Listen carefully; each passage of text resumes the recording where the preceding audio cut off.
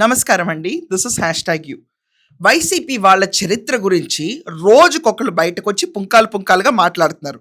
ఈ వీడియో ఖచ్చితంగా చూడాలి. ఎందుకంటే వాళ్ళ నిజ స్వరూపం ఏంటనేది అందరికీ తెలుస్తుంది.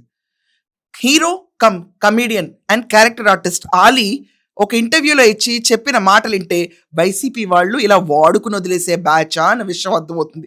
స్టార్టింగ్లో అందరినీ బాగా పిలిచేవాడండి. నవంగన్న, ఆలన్న, దాంతో ఇంకోళ్ళు అన్న అనుకుంటా. ఒక్కసారి పవర్లోకి వచ్చిన తర్వాత తన విశ్వరూపం ఏంటో తను చూపించాడు. అది కాకుండా నెక్స్ట్ టైం వై నాట్ 175 అని చెప్పి రెచ్చిపోయిన పోకడతో 11 స్థానాలకు పుచ్చిపోయిన పడిపోయిన జగన్మోహన్ రెడ్డి పార్టీ వాడుకుని వదిలేయడంలో ఎక్స్పర్ట్స్ అని అందరూ రియలైజ్ అయ్యారు. రైట్ ఫ్రమ్ బోరుగడ్డ అనిల్, దాని తర్వాత శ్రీరెడ్డి, ఈరోజు అలీ. అలీని వీళ్ళ బ్యాచ్తో కలపకూడదు. ఇక్కడ అలీ ఎప్పుడు నోరు పారేసుకోలేదు, ఇష్టం వచ్చినట్టు మాట్లాడలేదు, తనకంటూ హుందాగానే బిహేవ్ చేస్తాడు అలీ. అలీ 20 ఏళ్లుగా రాజకీయాల్లో ఉన్నప్పుడు అంటే ఏ పదవి ఆశించకుండా నిజంగానే టీడీపీతో ఉన్నారు అతను. అంటే ప్రమోషన్స్ కావనండి, ప్రతిదానికి హీ వాజ్ సపోర్టివ్. కానీ లాస్ట్ ఎన్నికలు, దానికంటే ముందు ఎన్నికల్లో ఆలీకి గుంటూరు టికెట్ ఇస్తా అని చెప్పి ఇంకా డిక్లేర్ చేయకపోవడం వల్ల జనసేన టీడీపీ కూటమిలో ఉన్నా కూడా అతను బయటకు వచ్చి వైసీపీకి సపోర్ట్ చేశాడు. కానీ అక్కడ కూడా టికెట్ ఆశించలేదు. కానీ ఏమన్నా మర్యాద ఇచ్చారా, ఏమన్నా పరువు ఉంచారా? అతన్ని తీసి పక్కన పడేశారు. ప్రతి ప్రమోషన్కి వాడుకున్నారు, ప్రతి చోట ఆలీ రావాలన్నారు. అతని ఫేస్ వాల్యూని, అతని వర్క్లోంచి వచ్చే రెవెన్యూని అంతా కూడా పక్కన పడేసి వాడుకున్నారు. ఇది కాకుండా జగన్మోహన్ రెడ్డి ఏం చెప్పాడు ఆలీకి? లేదు లేదు ఆలీ, నువ్వు కంగారు పడకు, నీకు ఒక మంచి పొజిషన్ నేను ఇస్తాను అన్నాడంట. ఈ ఎలక్షన్ కాకుండా వచ్చే ఎన్నికల్లో నీకు ఖచ్చితంగా పొజిషన్ ఇస్తా అన్నాడు. ఒకసారి వినండి ఏమన్నాడు. అలీ, ఈసారికి నువ్వు నా చెయ్యి, నెక్స్ట్ ఎక్కడి నుంచి పోటీ చేయాలో నేను చెప్తాను అన్నారు. అలాగే సార్ అని చెప్పి, ఎందుకంటే ఆయన అంత మంచి మాట చెప్పారు కాబట్టి నేను ఏకపిస్తున్నాను డెఫినెట్ గా. అండ్ సీఎం గారు డెఫినెట్ గా, జగన్ గారు డెఫినెట్ గా సీఎం అవుతారు. ఎందుకంటే ప్రజలు కొత్తదనం కోరుకుంటున్నారు.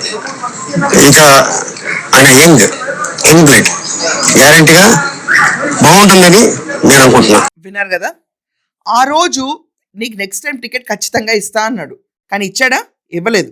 5 ఏళ్ల పాటు పూర్తిగా నాకేశాడు, వాడేశాడు. అది రియలైజ్ అయిపోయాడు అలీ. అలీ ఇప్పుడు బయటకు వచ్చి ఏమంటున్నాడు వినండి.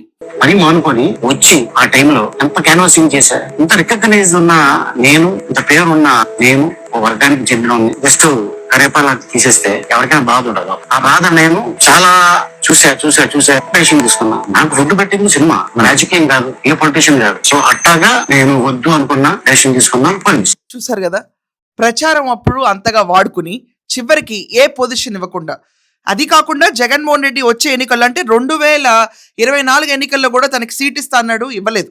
సో ఇలా నేను నా సినిమా ఫీల్డ్ నాకు భోజనం పెట్టింది, నేను అదే చేసుకుంటాను, ఇంకా నేను ఈ రాజకీయాలకు దూరంగా వెళ్ళిపోతున్నాను.